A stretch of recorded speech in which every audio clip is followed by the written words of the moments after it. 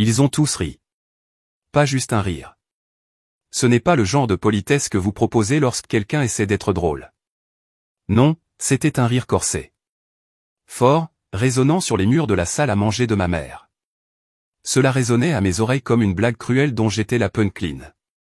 Et d'une manière ou d'une autre, tout le monde était de la partie. J'étais assis là, tenant toujours la boîte sur mes genoux. Un imprimé floral délicat, probablement provenant d'une boutique de cadeaux. À l'intérieur se trouvaient des serviettes. Des fantaisies, bien sûr, mais des serviettes. Mes doigts parcoururent le papier doux, le délicat bord brodé. Puis j'ai entendu sa voix. De toute façon, tu nettoies après tout le monde, a dit ma mère, souriant comme si c'était la chose la plus hilarante qu'elle ait jamais dite. Et tout le monde, ma sœur Talia, mon oncle Dean, même mon grand-père habituellement stoïque Frank a éclaté de rire. J'ai senti la chaleur monter dans mon cou. Ma gorge se serra. J'ai essayé d'avaler, mais la boule dans ma poitrine ne bougeait pas. Ma mâchoire se serra si fort que je pouvais entendre un léger clic dans mes oreilles. Pourtant, je n'ai rien dit. Je ne pouvais pas. J'ai juste regardé ces serviettes, sentant le poids des années s'abattre sur moi d'un seul coup. Talia était assise en face de la table, portant fièrement la montre en or de grand-mère. La même que j'admirais quand j'étais petite, debout devant sa vanité pendant qu'elle racontait des histoires du vieux pays. Il brillait sur le poignet de ma sœur comme s'il y avait toujours sa place. Je pouvais à peine croiser son regard. Est-ce que cela se produisait vraiment? Je gardais mon expression vide, mais à l'intérieur, j'étais en pleine spirale. Pourquoi est-ce que ça faisait si mal? Pourquoi avais-je toujours l'impression d'être un étranger dans ma propre famille? J'ai essayé de respirer régulièrement, mais ma poitrine était serrée. Mes mains tremblaient légèrement lorsque je les posais sur mes genoux, les forçant à rester immobiles. Ils sont partis comme si de rien n'était. Oncle Dean a plaisanté en disant que j'aurais des gants assortis l'année prochaine, et Talia a rejeté ses cheveux en arrière, affichant ce sourire poli. J'ai vu une lueur de suffisance dans ses yeux, dans la façon dont elle me regardait, pas avec amour ni même pitié, mais quelque chose de pire. Congédiement. J'ai toujours été celle qui débarrasse les assiettes, celle qui arrive tôt pour aider à préparer la nourriture, celle qui prend des nouvelles de grand-père quand personne d'autre ne le fait, celle qui se souvient des anniversaires, qui écoute, qui fait l'effort. Je n'ai jamais demandé de défiler, juste une reconnaissance, un instant, quelque chose. Mais aujourd'hui, j'ai reçu des serviettes et une blague. Le rire avait commencé à s'estomper. Mais à sa place se trouvait quelque chose de pire, un silence gênant. Je pense qu'ils ont remarqué que je n'avais pas participé. Je pouvais sentir leurs yeux commencer à bouger, l'énergie autour de la table tournait légèrement. La tension glisse dans l'air comme de la fumée. C'est à ce moment-là que j'ai su que je ne pouvais pas laisser passer ça. Pas cette fois. Alors, j'ai fouillé dans mon sac. Étonnamment, mes mains étaient désormais stables et j'ai sorti l'enveloppe. Manille, légèrement pliée dans un coin après avoir été dans la poche de mon manteau. La pièce se calma tandis que je la posais doucement sur la table devant moi. Pas de mots. Juste le bruit de la vieille horloge de grand-père sur le mur derrière moi. J'ai levé les yeux. Le sourire de maman se figea. Talia se pencha légèrement en avant, la curiosité frisant son front. Oncle Dean avait l'air d'essayer de calculer si c'était une autre blague. Ce n'était pas le cas. J'ai croisé chacun de leurs regards, un par un, et j'ai dit calmement, j'ai aussi apporté quelque chose. Et juste comme ça, les rires s'arrêtèrent. Après cela, la pièce était plus froide, ou peut-être que c'était juste moi. Peut-être que j'avais enfin arrêté de prétendre que je ne ressentais pas le froid à chaque fois qu'on me rappelait que je n'étais pas vraiment à ma place. Pas complètement, pas comme Talia. Mais avant de vous dire ce qu'il y avait dans cette enveloppe, vous devez comprendre comment nous en sommes arrivés là. Je m'appelle Lena, j'ai 28 ans, la plus jeune fille, la plus calme, celle qui, selon ma famille, n'a jamais causé de problème, ce qui signifie que j'ai gardé ma bouche fermée. J'ai souri à travers les commentaires passifs. J'ai géré les dégâts, littéralement et émotionnellement. Nous avons grandi dans une maison où Talia était la tempête et j'étais l'équipe de nettoyage. Talia a toujours été radieuse, confiante. Elle a obtenu obtenu des bourses, lancé sa propre entreprise et, d'une manière ou d'une autre, avait toujours le temps d'informer sa mère de chaque réalisation. Ce n'est pas que je n'ai pas bien fait. J'ai un bon travail. Je travaille dans la comptabilité à but non lucratif. J'ai acheté mon propre petit condo l'année dernière. Mais rien de ce que j'ai fait n'a jamais brillé de la même manière. Quand j'ai été promu, maman a envoyé un emoji de pouce levé. Lorsque Talia a fait une apparition dans un podcast, il y a eu un brunch familial complet. C'est devenu un schéma douloureux et épuisant. Celui auquel je me suis habitué jusqu'à ce que j'oublie presque qu'il devrait être différent. Ce dîner, c'était censé être l'anniversaire du week-end de Talia. Une petite affaire de famille que maman a insisté pour organiser chez elle. Le même dans lequel nous avons grandi. Même sol grinçant, mêmes assiettes ébréchées, même tension familière sous tous les sourires. À mon arrivée, j'ai été accueilli comme d'habitude. Un demi-câlin de maman, un signe distrait de Talia et grand-père Franck tapotant le siège à côté de lui. Il n'a jamais été bruyant ni trop affectueux, mais nous avons toujours eu un lien tacite. Je pense qu'il a vu à travers le bruit, m'a vu, même s'il n'a jamais dit grand-chose. Alors que sa santé se détériorait au cours de l'année écoulée, c'est moi qui l'emmenais à ses rendez-vous chez le médecin, gérais ses médicaments et veillais à ce qu'il puisse passer du temps au parc, son endroit préféré. Personne n'a vraiment demandé comment ça se passait. Ils ont juste dit merci, Léna, comme si c'était une faveur, pas de la famille. Ce soir-là, j'ai bien sûr aidé à mettre la table. J'ai disposé les bougies, apporté du vin que je savais que maman aimait, même si elle n'a jamais mentionné si elle l'appréciait. J'ai même préparé le gâteau préféré de Talia, du citron fourré à la framboise. Et non, personne n'a remarqué que je l'avais apporté dans une boîte parce que je devais me précipiter hors du bureau, toujours vêtu de mon blazer de travail. C'était comme si je jouais un rôle pour lequel je n'avais jamais auditionné. L'assistante, la silencieuse, celle qui a toujours les cheveux tirés en arrière et les manches retroussées. Et quand maman a remis à Talia la montre en or, la montre de notre grand-mère, celle qu'elle me laissait essayer en me brossant les cheveux dans sa chambre, j'ai su exactement ce qui se passait.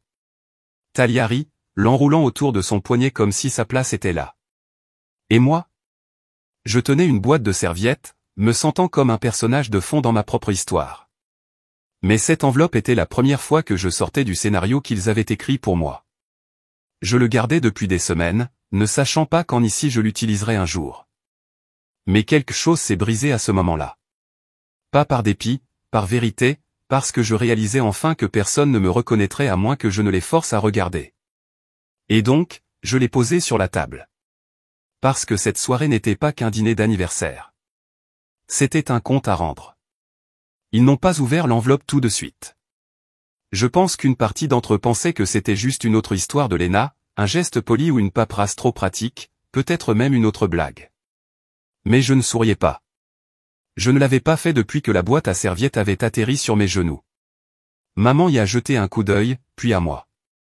Ses lèvres s'entr'ouvrirent légèrement, comme si elle était sur le point de dire quelque chose mais changea d'avis. Talia haussa un sourcil, faisant tournoyer la montre en or à son poignet et marmonna, d'accord, dramatique. Oncle Dean rit encore, le genre de rire que les gens utilisent lorsqu'ils sont mal à l'aise mais essaient de jouer cool. Je n'ai pas répondu. Je restais assis là, les mains croisées sur mes genoux, stable et silencieux. Il ne savait pas ce que je savais. Il ne savait pas ce que j'avais fait. Laissez-moi vous ramener quelques mois en arrière. C'était un mardi pluvieux, du genre où le ciel reste gris toute la journée et où tout semble plus lourd. J'avais emmené grand-père Franck à son rendez-vous chez le médecin. Il était plus silencieux que d'habitude pendant le trajet, les mains croisées sur ses genoux, regardant par la fenêtre. Quand nous sommes arrivés au parking, il s'est tourné vers moi et m'a dit, « Tu sais que je te fais confiance, n'est-ce pas ?» Sa voix était rauque avec l'âge mais toujours claire. J'ai hoché la tête, confus. « Bien sûr, grand-père. » Il expira lentement et regarda droit devant lui. « Je veux changer mon testament. » Au début, je pensais avoir mal compris. Je lui ai demandé pourquoi. Il a dit, « Parce que j'ai observé comment cette famille vous traite, et j'ai observé comment vous traitez cette famille, et une seule de ces choses mérite d'être rappelée. » Cela m'a frappé comme un coup de poing dans le ventre. Alors je l'ai aidé. J'ai pris un congé, j'ai trouvé un avocat spécialisé en succession, j'ai conduit grand-père à chaque rendez-vous, je me suis assuré que tout était légal, que tout était notarié et que tout était calme. Il m'a laissé la plupart de ses économies restantes. Modeste mais significatif. Mais la partie qui les piquerait le plus, il m'a laissé la maison. La maison dans laquelle nous étions actuellement assis. La maison qu'ils pensaient tous qu'elle reviendrait à maman ou qu'elle serait vendue et divisée. la maison dans laquelle j'avais l'habitude de glisser des biscuits quand j'étais enfant, de me blottir avec grand-père les nuits d'orage et de nettoyer plus tard quand personne d'autre ne le faisait. Ils n'en avaient aucune idée. Je ne leur ai pas dit parce que je n'étais pas sûr de le faire un jour. Je ne voulais pas avoir l'impression de devoir gagner quelque chose pour avoir de l'importance. Mais ce soir, les serviettes, les rires, quelque chose dans tout cela a endurci mon cœur comme jamais auparavant. Ce n'était pas seulement le cadeau. C'était le message, vous êtes le serviteur. Vous êtes la réflexion après coup. Je me suis assis à cette table, clignant lentement des yeux, rejouant tout. À chaque anniversaire, Talia recevait quelque chose de gentil et moi des chaussettes. Chaque fois que j'aidais maman en cas de crise, elle disait à Talia à quel point elle était forte. Chaque fois que grand-père avait besoin de quelque chose, c'était moi qui me présentais. Non pas parce que quelqu'un me l'avait demandé, mais parce que je ne supportais pas de le voir oublier comme on m'oubliait si souvent. L'injustice s'est enflée dans ma poitrine comme une eau qui monte. Alors je l'ai dit, clairement et calmement, j'ai aussi apporté quelque chose. Et maintenant, ils regardaient. Personne n'a touché à leur vin. Personne n'a pris le dessert. Juste du silence. Talia avait l'air mal à l'aise pour la première fois de la soirée. Le front de maman se plissa. Oncle Dean bougea sur sa chaise. Il savait qu'il ne s'agissait pas que de serviettes. Et c'est là que j'ai réalisé qu'il ne s'agissait pas de vengeance. C'était une question de visibilité. À propos de parler enfin dans une pièce où j'étais invisible depuis trop longtemps. Il s'était moqué de moi, mais il ne rirait plus très longtemps. Mes doigts tapotèrent le bord de l'enveloppe tandis que le silence s'étendait sur la table comme du brouillard. Je n'étais pas pressé ce moment. Pour une fois, je voulais qu'il ressente le poids de ne pas savoir. Rester assis dans l'incertitude dans laquelle j'ai vécu pendant des années, me demandant comment je m'intègre, remettant en question ma valeur, attendant que quelqu'un le remarque. Léna, qu'est-ce que c'est ? Sa voix était désormais plus douce, moins amusée, plus prudente. Je pense qu'elle savait, à un certain niveau, que quoi que ce soit, c'était important. Je l'ai regardé, pas avec colère, plus maintenant, juste avec clarté. C'est de grand-père, dis-je doucement. Quelque chose dont il m'a demandé de m'occuper il y a quelques mois. Talia se moqua. Oh, s'il te plaît. Quoi, sa liste d'épicerie ? Je n'ai pas bronché. Je n'en avais pas besoin. Ce genre d'attitude défensive ne vient pas de la confiance. Cela vient de la peur. Et au fond, elle le savait aussi. Grand-père bougea sur son siège. Il n'avait pas beaucoup parlé de la nuit, mais maintenant il relevait la tête et regardait maman, puis Talia, puis moi. Elle m'a aidé pour tout, dit-il simplement. Sa voix se brisa un peu. Quand je ne pouvais pas conduire, quand je ne pouvais pas penser clairement, quand je ne voulais pas admettre que j'avais peur. Ces mots s'attardaient dans l'air, s'installant sur la table comme une couverture que nous n'avions pas demandée. Oncle Dean s'est gratté la nuque. Alors quoi, c'est un truc médical ? J'ai presque ri, non pas par humour, mais à cause de l'absurdité de la profondeur de leur déni. Non, dis-je. C'est légal. C'est le testament mis à jour. Cela a frappé comme le tonnerre. La bouche de Talia s'ouvrit légèrement. Maman se pencha en arrière sur sa chaise, clignant rapidement des yeux. Oncle Dean a arrêté de mâcher ce qu'il restait dans sa bouche. Tu as changé son testament ? Demanda Talia d'une voix tendue et haute. Non, corrigeai-je. Grand-père l'a changé. Je l'ai aidé à le faire correctement parce qu'il me l'a demandé. J'attrapai l'enveloppe et l'ouvris, faisant glisser les papiers sur la table vers eux. J'avais souligné les points clés, les souhaits de grand-père, les signatures, les déclarations des témoins. Il n'y avait rien de louche, rien de sournois, juste la vérité enfin sur papier.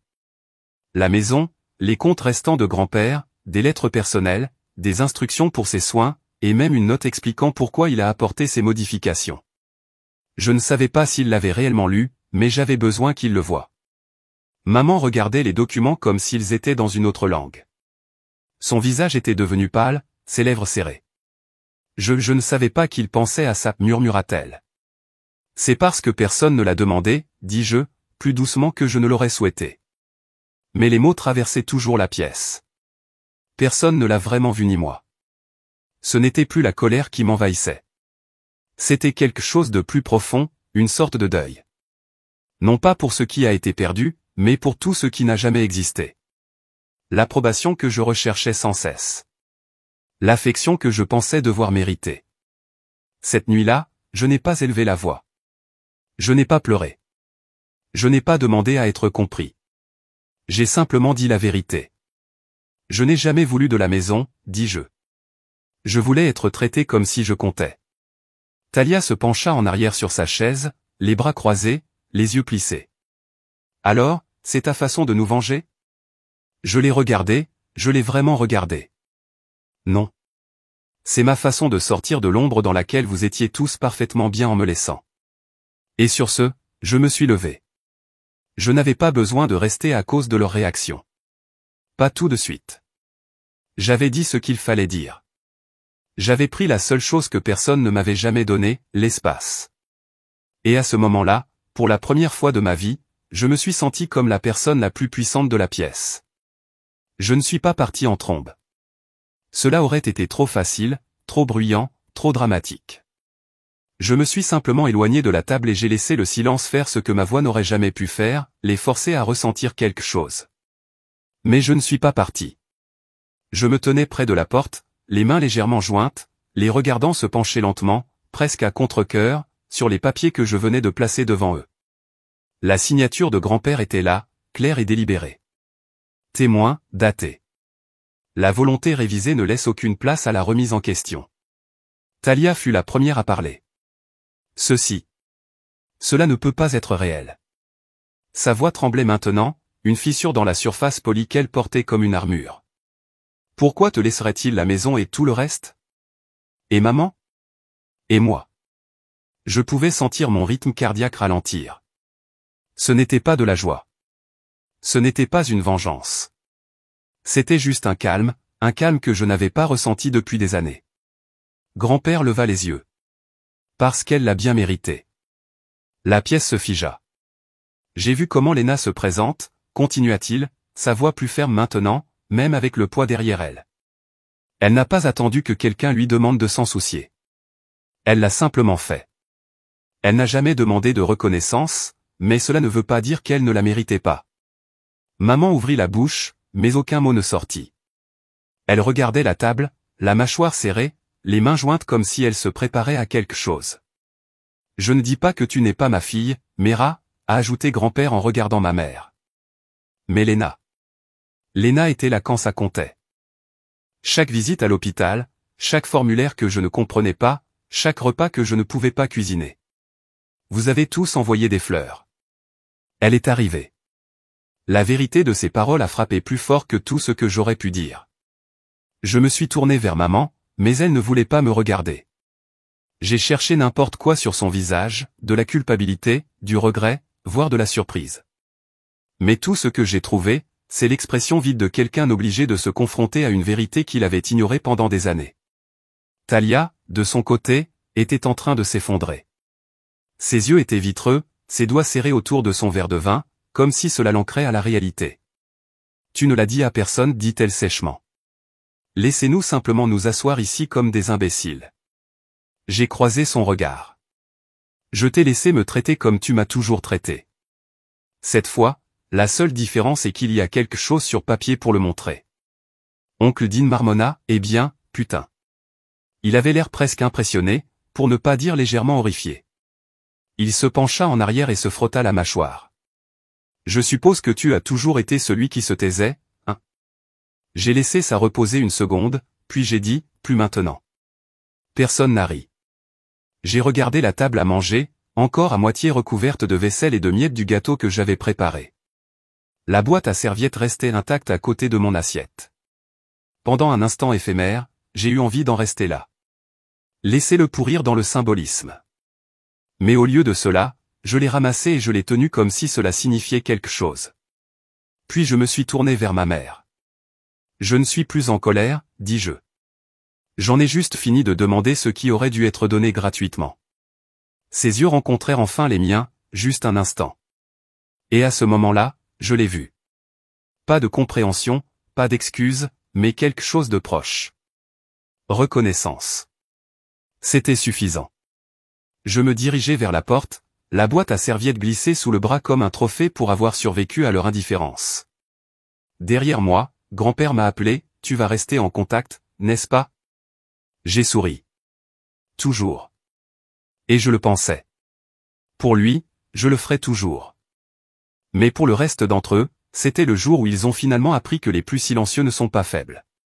Parfois, nous attendons juste le bon moment pour parler assez fort pour que personne n'oublie jamais. Le lendemain matin, la maison était calme. Pas seulement le genre de calme qui s'installe après une réunion de famille, mais celui qui semble intentionnel, lourd et réfléchi. Je suis resté dans la chambre d'amis cette nuit-là, non pas parce que je devais le faire, mais parce que grand-père l'avait demandé. Il ne voulait pas encore lui dire au revoir, et moi non plus. Je me suis réveillé tôt, comme je le fais toujours, j'ai préparé du café et je me suis assis sur le porche arrière où grand-mère gardait ses plantes. La plupart d'entre eux avaient disparu à cause de la négligence. J'ai passé mes doigts sur une tige de romarin séché et je me suis demandé combien de choses dans cette famille avaient disparu de la même manière par manque de soins, pas de temps. J'ai entendu la porte d'entrée grincer et quelques instants plus tard, maman est sortie. Ses yeux étaient gonflés, pas nécessairement à cause des pleurs, mais à cause du genre d'agitation qui suit un changement de réalité. Elle s'est assise en face de moi sans un mot, enroulant plus étroitement son pull autour d'elle. Pendant un moment, nous sommes restés assis là, à écouter les oiseaux, le bruit lointain d'un chien qui aboyait dans la rue. Puis finalement, elle a dit, « Je ne savais pas que tu ressentais ça. » Sa voix était calme, comme si les mots cherchaient à s'échapper. J'ai siroté mon café. « Tu n'as pas demandé. » Elle hocha lentement la tête, regardant une fissure dans le bois du porche. « Je suppose que je pensais que tu allais bien. Tu n'as jamais fait d'histoire. Tu viens de gérer les choses. Je l'ai fait, parce que quelqu'un devait le faire. » Le silence entre nous n'était pas hostile, juste honnête. Puis elle m'a regardé, vraiment regardé. « Je suis désolé, Léna. » Je ne sais pas si je la croyais encore pleinement, mais c'était la première fois que je l'entendais me dire ces mots depuis aussi loin que je m'en souvienne. Cela devait vouloir dire quelque chose. Plus tard dans la journée, j'ai emballé mes affaires. Grand-père m'a serré fort dans ses bras avant que je parte, me murmurant à l'oreille, « Tu as fait la bonne chose, chérie. » Je me suis accroché à ces mots comme à une bouée de sauvetage. Talia ne m'a pas dit au revoir, mais je n'ai pas été surpris. Son silence ne me blessa plus comme avant, car pour une fois, je n'étais plus dans son ombre. Je me tenais dans ma propre lumière. Au cours des semaines suivantes, les choses furent différentes. Oncle Dean m'a envoyé un message sur Facebook avec le cadeau de quelqu'un levant un verre. « Respect, dit-il. » J'ai roulé des yeux, mais j'ai souri aussi. Maman a commencé à s'enregistrer.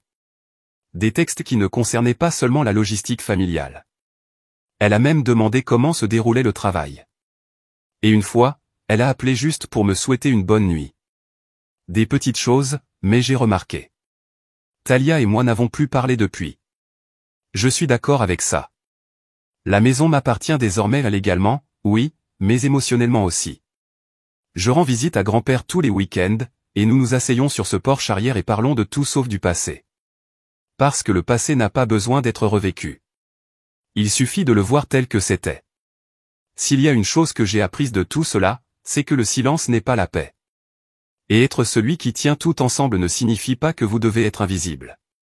Parfois, la chose la plus puissante que vous puissiez faire est d'arrêter de demander à être vu et de simplement vous rendre indéniable.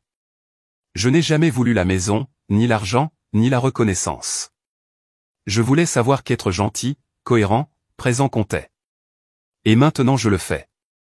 Alors, à tous ceux qui se sont déjà sentis comme le personnage de fond de leur propre famille, permettez-moi de dire ceci, vous n'êtes pas petit. Vous n'êtes pas oubliable. Vous n'êtes pas seulement celui qui nettoie les dégâts. Vous êtes celui qui sait où tout va, y compris votre valeur. Et parfois, il suffit d'un moment de vérité pour tout changer. Si cette histoire vous a marqué, même un peu, laissez un commentaire ci-dessous. Dites-moi si vous vous êtes déjà senti comme celui qui tenait les choses ensemble pendant que tout le monde était sous le feu des projecteurs. J'ai lu chaque message et croyez-moi, votre histoire compte aussi. Et si vous connaissez quelqu'un qui a besoin d'entendre ça, quelqu'un de calme, quelqu'un de stable, quelqu'un qui ne demande jamais grand-chose, partagez cette vidéo avec lui. Rappelez-leur qu'ils sont vus. N'oubliez pas d'aimer cette vidéo si elle vous a fait ressentir quelque chose. Cela aide vraiment davantage de personnes à trouver ces histoires. Et si vous êtes nouveau ici, ou si vous ne l'avez pas encore fait, Appuyez sur le bouton d'abonnement et activez la cloche de notification. Je partage de vraies histoires émotionnelles comme celle-ci chaque semaine. Des histoires sur la famille, l'identité, la guérison et l'apprentissage de la parole. Parce que parfois, les plus discrets sont ceux qui ont les histoires les plus puissantes à raconter. Merci d'avoir regardé. Je te verrai dans le prochain.